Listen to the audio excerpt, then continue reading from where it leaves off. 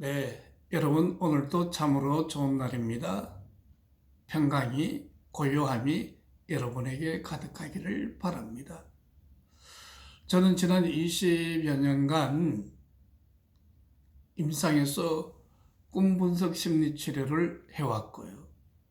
그리고 정신 분석에 깊이 몰입돼서 연구하고 독서하고 또 논문을 써왔는데 그러한 임상이나 강의나 논문 쓰는 것이 어떤 일로 느껴지지 않고 노동으로 느껴지지 않고 즐거운 놀이처럼 느꼈어요. 오늘도 여러분에게 강의할 때에 어떤 기분이냐면 되게 설레고 기대되고 그리고 뭔가 확신에 찬 기다림으로 이 강의에 임하고 있습니다. 아마도 오늘 제목이 치료 회기 중에 레벨이라는 우리 모두가 흥미를 끌 수 있는 제목이라서 더 그런 것 같습니다. 레벨이는 엄마가 아기에게 전적으로 몰두된 상태가 매우 중요한 거예요. 이것은 엄마가 인위적으로 몰두해야 되겠다라고 생각하고 몰두하는 것이 아니고 자연 발생적으로 일어나는 몰두예요. 즉, 사랑과 컴패션에 의해서 엄마 내면에서 일어나는 몰두가 일어난 거죠. 아이는 자폐 단계 공생적 융합 단계에서 엄마에게 또한 전적으로 의존되어 있고 몰두되어서 2인 1체로서 함께 있는데 이 상황에서 엄마는 아이의 울음, 아이의 몸짓이 무엇을 말하는지 그 안에 그 아이가 투사한 것을 엄마가 먼저 수용하고 흡수를 해요. 그리고 두 번째 단계는 그 수용하고 흡수되어진 내용의 의미가 무엇인지를 엄마가 알게 된다고요. 그러면 좋은 엄마는 아이의 울음과 몸짓에 포함되어져 있는 그 내용물의 의미를 알 뿐만 아니라 대상 세계를 적절하게 제공해주는 그와 같은 공급자 역할을 하게 되는 거죠. 그러므로 이 레브리 상태는 무의식적인 연합, 서로가 서로의 내면의 무의식 안에서 완벽한 커뮤니케이션을 한다는데 그 의미가 있습니다. 분명히 이 시기에는 전 언어적인 시기이기 때문에 언어로 말로 소통되지 않음에도 불구하고 오히려 더 완벽한 소통이 이루어진다는 것을 보면 우리의 분석 상황 속에서도 이런 내부리적 가치가 얼마나 많이 드러나야 한다는 것을 시사해 주고 있는 거죠. 우리 교재에 보면 한 내담자는 자신의 문제가 생길 때마다 아버지를 찾는 한 소녀에 관한 이야기를 분석가에게 들려주었어요. 그 소녀의 아버지는 딸이 호소하는 문제와 관련돼서 깨어있는 동안의 꿈 혹은 잠자는 동안의 꿈을 꿔요. 그리고 그 꿈속 캐릭터들을 활용해서 자신의 딸이 이 문제를 해결할 수 있도록 도와주곤 했다. 그렇게 보고했습니다. 이것은 완벽하게 레브리를 설명하는 것이죠. 먼저 레브리가 되어지기 위해서는 투사적 동일시를 포함해서 내담자가 전달하고자 하는 바를 정서적으로 정신적으로 흡수해야 되는 거예요. 그리고 무엇이 자신 안으로 들어왔음을 알아야 하는 거죠. 그것은 알파 기능일 거예요. 그래서 알파 기능뿐만 아니라 깨어 있을 때의 꿈사고가 활성화됨으로써 자신 안에 수용되어진 이 내용물이 무엇인가 그 의미를 깨닫고 알게 되는 거예요. 그래서 수용한 그 내용물을 엄마 또는 아빠가 또는 분석가가 수용적인 공감적인 정서 상태에서 변형시켰어. 마치 어미새가 자신의 위장 속에 먹이를 집어넣었다가 다시 토해내서 이렇게 소화되기 쉬운 형태로 아기 새에게 먹이듯이 그렇게 먹이는 것이죠.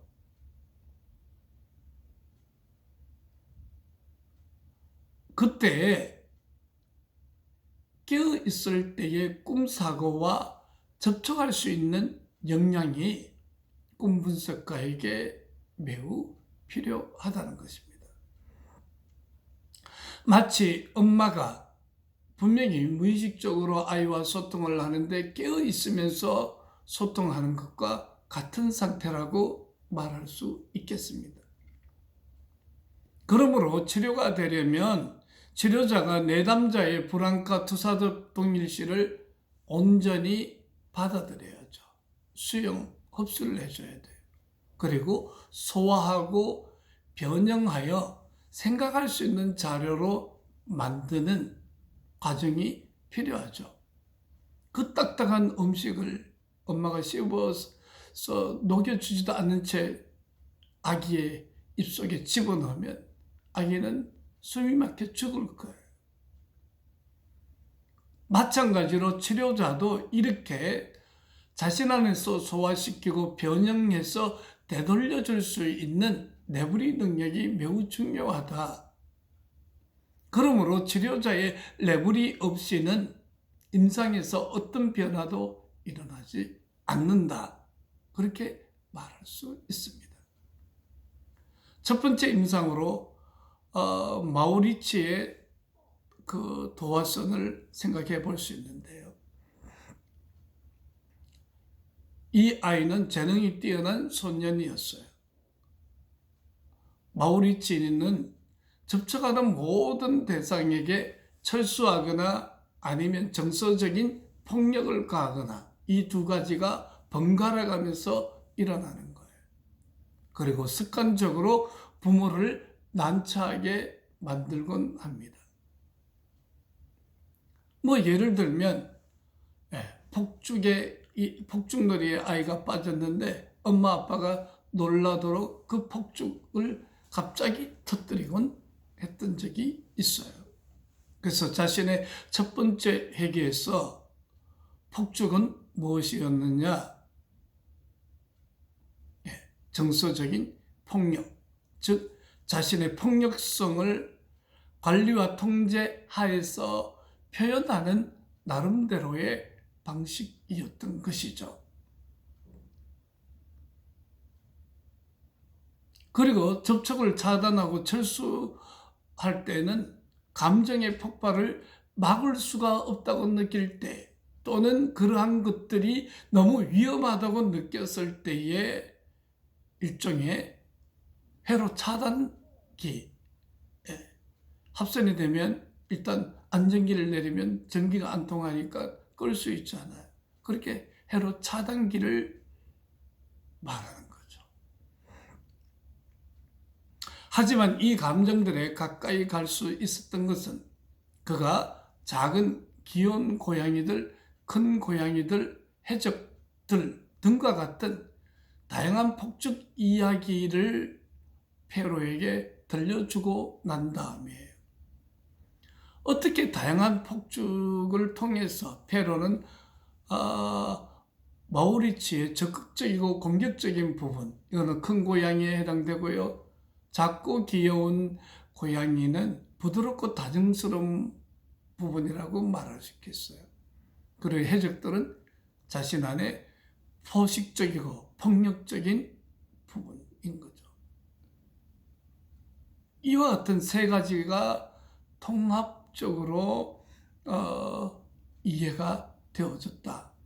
그래서 페로가 이 레브리 상태에서 큰 고양이, 즉 공격적인 부분들, 포식적이고 폭력적인 해적의 부분들, 그리고 부드럽고 다정하고 귀여운 작은 고양이들을 통합적으로 이해될 때에 비로소 내담자를 수용할 수 있고 그 내담자에게 뭔가 소화되어진 내용물을 먹일 수가 있는 거죠. 이탈리아로 폭죽은 미세타 또는 미세톤이라는 용어를 사용합니다. 이는 폭죽이라는 의미도 있지만 고양이라는 의미도 있어요. 그래서 이 아이가 큰 고양이 또 작은 고양이를 들고 꿈 이야기를 들려준 것은 폭발물과 같은 그 내용물이 그 안에 담겨져 있죠.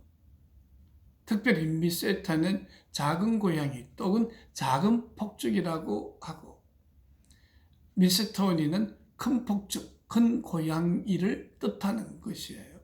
그래서 안토니오 페로는 내담자의 폭죽을 고양이와 연결하면서 내담자의 다양한 감정들, 즉 폭력적이고 폭압적인 박해적인 한 측면과 또 다정스럽고 부드러운 한 측면을 서로 통합적으로 수용하고 이해하게 되었다. 그러므로 치료적인 변형에 접근이 가능했다는 것을 말하고 있습니다. 두 번째 사례는 안드레아 사례인데, 이 친구는 거식증 또 친구 문제로 7살에 상담을 시작해서 3년째 치료를 받고 있는 거예요. 그래서 이 친구의 안드레아의 독거미, 타란툴라, 그리고 거래고리, 잠자, 그리고 작은 병아리, 심장, 이런 제목으로 우리가 한번 공부해 보면 되게 흥미로운 임상이라고 할 수 있어요. 그린버그와 그의 동료들은 윌프레드 비욘을 인용하여 충분한 내분리 능력이 있는 엄마는 아동이 느끼는 감정을 직관적으로 알 수 있다고 말합니다. 이런 엄마는 자녀가 견딜 수 있는 형태로 그 감정을 잘 소화시켜서 아이에게 되돌려줄 수 있죠. 이는 정서와 정동의 변화와 관련된 고도의 상징화 과정을 거침으로써 이루어지는 것입니다. 마찬가지로 임상에서도 치료자의 레버리적 수용성, 내담자의 감정이 이 과정 안에서 동시에 관여됨으로써 마치 좋은 엄마가 레버리 기능, 알파 기능을 사용해서 아이를 양육하듯이 치료자는 그렇게 내담자를 수용하고 돌볼 수 있다는 것입니다. 치료적 변형으로 나갈 수 있다는 것입니다. 레버리를 통한 해석은 상징화 과정이라고 말할 수 있습니다. 왜냐하면 상징화는 내담자에게 새로운 자료를 만들어낼 뿐 아니라 내담자의 정신기능 자체에도 변화를 가져올 수 있습니다. 그러니까 상징화가 중요한 이유는 베타 요소를 비원의 좌표에 C열로 올려놔야만 컨셉화 F열로 갈 수 있는, 개념화로 갈 수 있는 기초 특탁금이 되어지기 때문에 그렇습니다. 그러므로 꿈을 말한다는 것, 꿈을 일기를 쓴다는 것 그 자체가 매우 치료적이고 변형의 과정을 거치고 있음을 알아야 할 것입니다. 로젠펠트에 따르면 이는 정신적 내담자가 치료회계에서 마치 신경증적 심리 기제를 사용할 수 있게 된 것처럼 변형이 되어졌다는 거죠. 그러니까 정신증 환자들은 상징화가 일어나지 않아요. 왜냐하면 그들은 혼돈 속에 있기 때문에 분열해버림으로써 자신의 외상성 주의상스를 철저하게 분열 기제로 막아버리기 때문에 전이 역전이도 이루어지지 않을 뿐더러 신경증 환자들에게 가능한 상징화 과정이 이루어지지 못하기 때문에 완전히 분열된 환자들은 꿈꾸는 능력이 현저하게 결여되어 있거나 부재하다고 말할 수 있는 거예요. 그러나 신경증 환자들은 상징화하는 능력 자체가 있음을 말할 수 있죠. 그래서 이런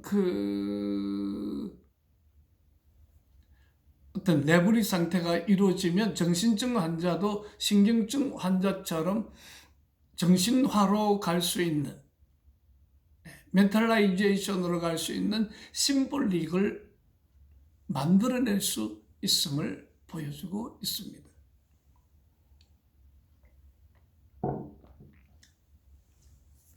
상징화 과정은 치료자의 내적 상황, 즉 박해적 자리, 마이너스 K, 편집 분열적 자리, 우울적 자리가 계속 반복하는,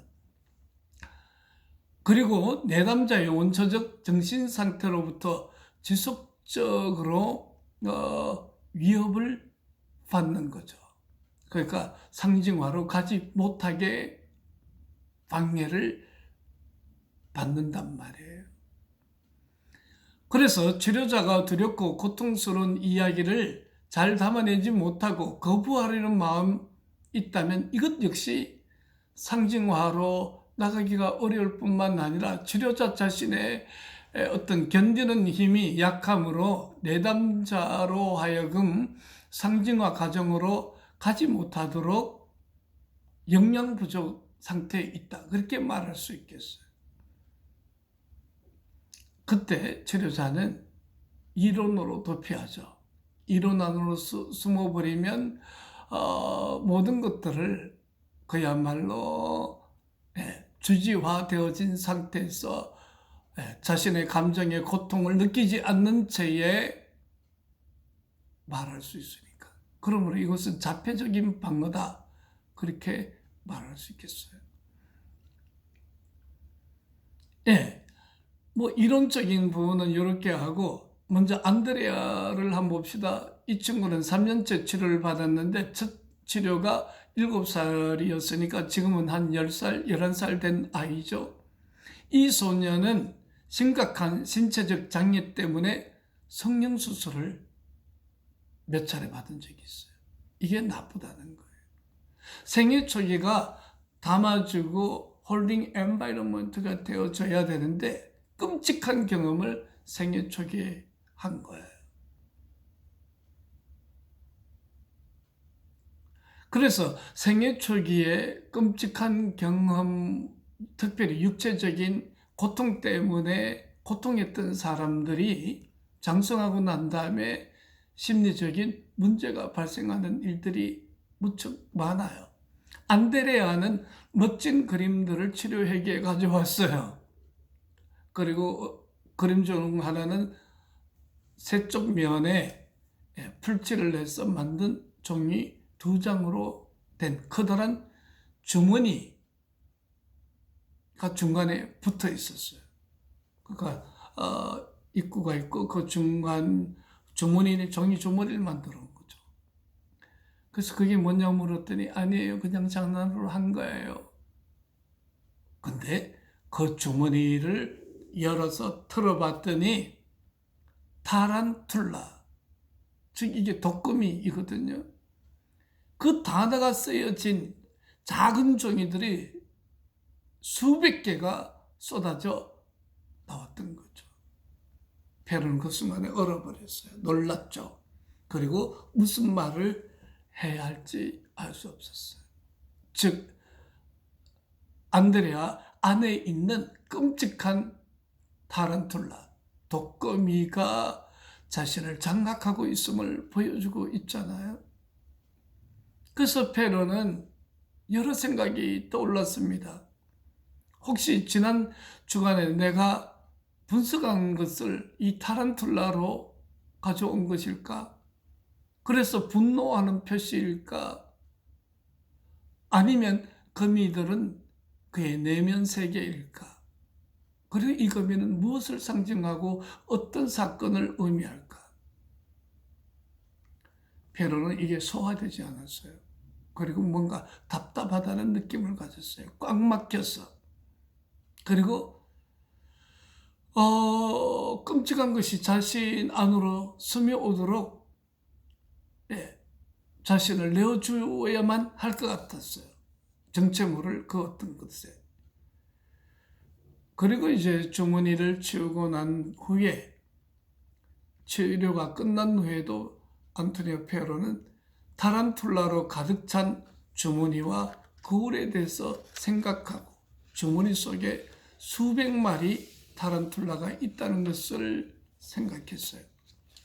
아마 만약에 그 주머니 안에 수백 마리의 타란툴라가 있다면 주머니 속에 손을 넣으라고 했을 때 거절했을 것이고, 또 반대로 그 사실을 알았다면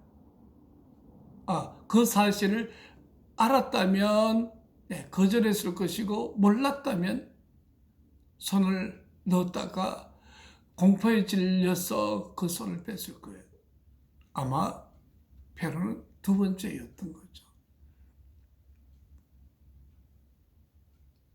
이제 종이 타란툴라는, 독거미는 더 이상 종이 독거미가 아니라 두 사람 사이에 살아있는 독거미로 변형이 된 거예요.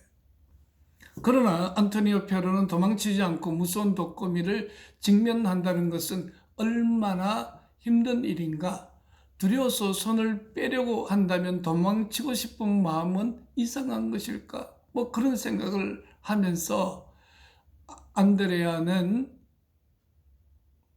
또 다른 얘기를 했는데, 오르피온이라는 거미가 나오는 또 다른 종류의 거미인데, 악몽과 날개를 가진 애벌레, 정확히 나비 되기 직전에 애벌레니까 되게 흉측하지 않아요. 차라리 애벌레면 좀 귀여운데 직전에 애벌레는 되게 무섭죠. 병아리 깨기 전에 중국 사람들은 그걸 뭐 요리해서 먹더만, 나는 그게 너무 혐오스럽고 끔찍했어요.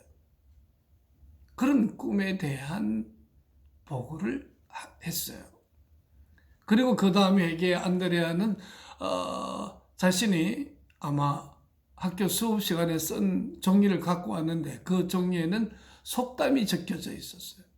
그리고 그 종이 적혀져 있는 속담을 읽어내려 나가기 시작했는데, 워낙 길게 적어서 많이 적어서 페로는 지루해졌어요. 그래서 속으로 이제 그만하지, 그렇게 말하고 싶었어요.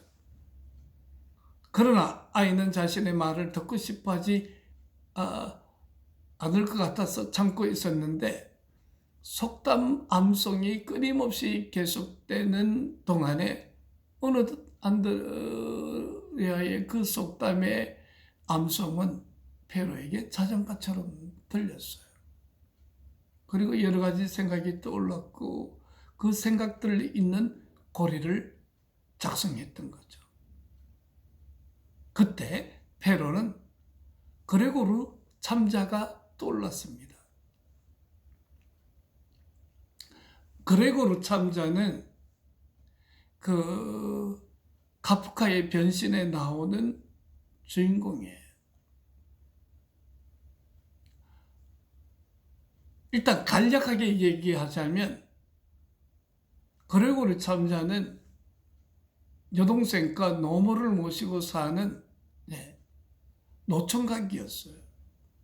그래서 자신의 모든 생애와 삶을 나이 많이 될 때까지 여동생 뒷바라지, 부모 봉양, 그래서 셀즈맨으로 활동을 하고 있는데 오직 가족을 부양하고 돌보는 그 책임 속에서 살아온 거죠. 근데 어느 날 잠을 자고 났더니 이런 독거미가 된 거죠. 일종의 오르피온이 그런 거미처럼 자신의 발은 수없이 많이 달렸고,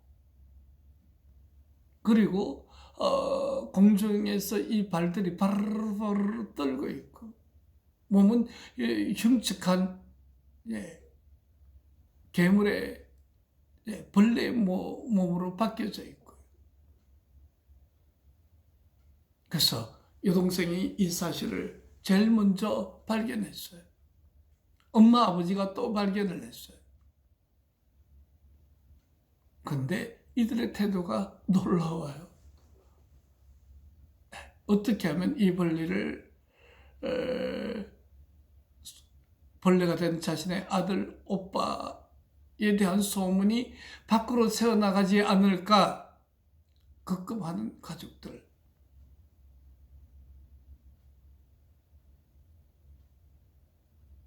그러면서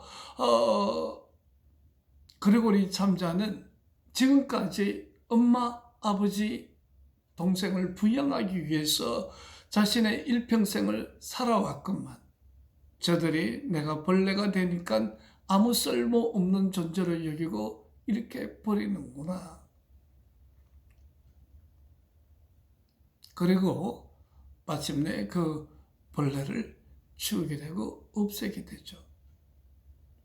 이것은 실존주의 철학에 있는 인간의 허무함, 허망함을 우리들에게 표현한 거예요. 그러니까 참 인간이라는 존재가 제 기능을 하지 못하면, 생명력이 있는 능력을 발휘하지 못하면 참으로 벌레보다 못한 존재일 수도 있죠. 인간 실존의 허망함, 허무주의, 의미를 잃은 오늘 현대인들의 모습을 말하고 있단 말이에요. 그래서 안토니오 페로는 그레고르 참자가 떠올랐고, 선천적인 신체 장애를 갖고 태어난 안데레아를 그 어머니가 어떻게 양육했는가, 얼마나 수용적으로 이 작은 아이를 대했을까, 그리고 소화되지 않은 무시무시한 투사적 동의시에 대해 얼마나 엄마는 수용적이었을까.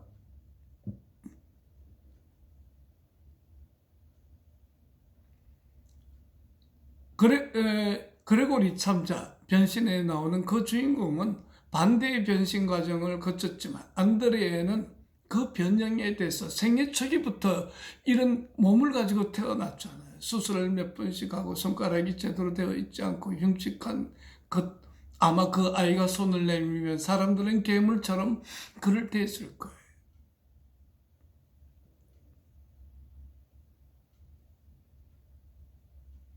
치료자인 페로가 그 불안을 느끼지 않으려고 했을 때 그는 분명히 자기 자신과 자신의 투사적 동일시가 거부당한다고 느꼈을 거예요.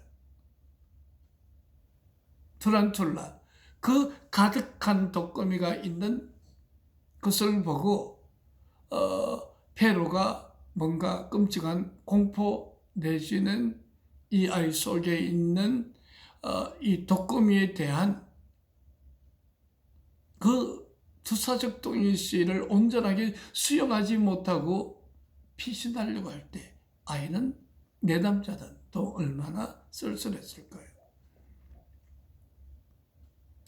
페로가 뭐 이런 생각을 하는 동안에 안드레아는 속담을 다 읽고는 학교에서 배운 것을 이야기하기 시작했습니다. 그래서 자신은 트레킹을 조금 했고 당근, 완두콩, 달걀 등 다양한 음식 칼로리에 대해서 배웠고요. 그리고 치료자에게는 약 2000칼로리의 그 음식물이 필요하다고 말해주기도 했어요. 자, 함께 트레킹하기 위해서는 무엇보다도 따뜻하고 튼튼한 관계가 필요하다고 하는 것 같아요. 저는 산티아고 길 870km를 도전하고 걸었는데 물론 정주는 못했어요. 중간에 무릎이 상하고 구스건염에 걸려서 거의 20일을 일어나지 못했으니까. 근데 제가 걸은 한 250km는 그 동안의 일들을 생각해 보면 사람들은 혼자 걷는 외로움 때문에 트레킹 친구를 만들고 필그림이라고 하죠. 그런 순례자 친구들을 만드는 모습을 보았습니다.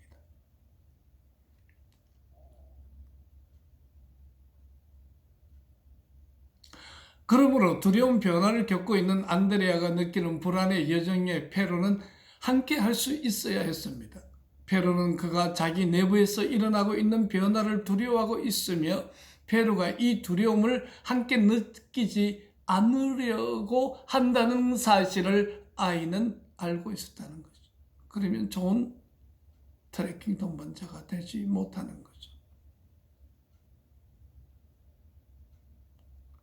그리고 페로가 이 사실을 깨닫기에는 상당히 오랜 시간을 걸렸습니다. 그리고 페로는 그의 신체에 관심을 두었을 뿐만 아니라 그가 자신의 신체에 대해서 느끼는 불안을 느끼지 않으려고 했는데 이게 문제였던 거죠. 컨테이너가 되어지지 못했던 거죠. 정서적 변화에 대한 두려움 대신에 터부시 되었던 신체 장애를 편안하게 드러낼 수 있게 되면서 그 아이가 이제 조금씩 활기를 띠었고 인식 능력이 확장되어졌고 방어가 줄어들기 시작했어요. 아마 이것은 이런 사실을 레벨을 통해서 깨닫게 되고 그 내부리 기능, 알파 기능이 온전하게 순환되어지면서 이런 변형이 이루어졌다고 할 수 있을 거예요. 그는 이렇게 말하며 조용히 미소 지었습니다. 선생님이 오늘 학교에 늦게 오셨어요. 그리고 고양이와 하는 게임에 관해서 함께 이야기를 나누었어요. 근데 그 고양이는 이제 많이 컸어요. 주는 건 뭐든 다 잘 먹는다고 말해요. 작은 고양이는 자기 자신이죠. 그걸 물론 큰 고양이도 자기 자신이죠. 해적도 자기 자신이고. 근데 작은 고양이, 귀여운 고양이가 더 잘하게 된 거죠. 그래서 고양이는 자기가 나가면 외로워하고, 고양이를 사랑해주면 그 고양이가 사랑받고 있다는 것을 안대요.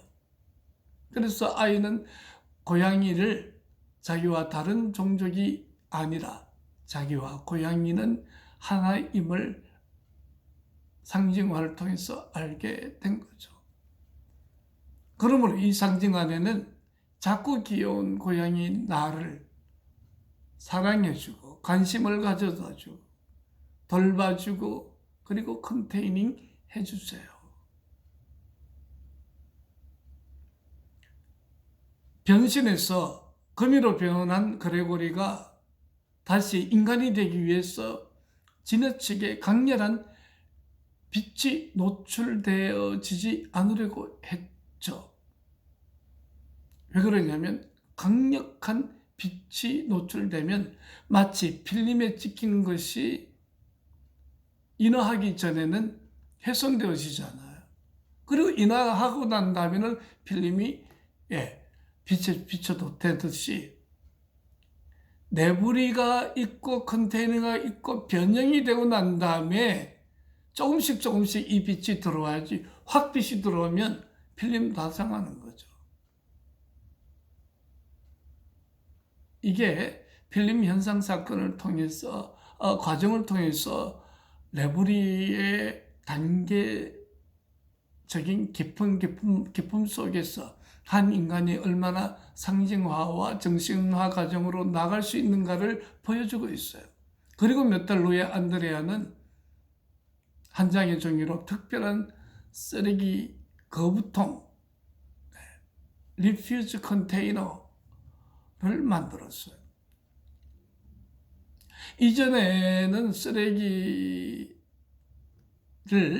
장난감 박스 안에 그대로 버려서 박스가 더럽혀지거나 아니면은 구겨진 종이, 냄새나는 쓰레기를 구겨진 종이에 싸서 밀봉한 다음에 버렸는데, 이제는 그 타란툴라가 가득했던 수백 마리의 독거미 그 주머니도 그 쓰레기통의 한 부분이죠.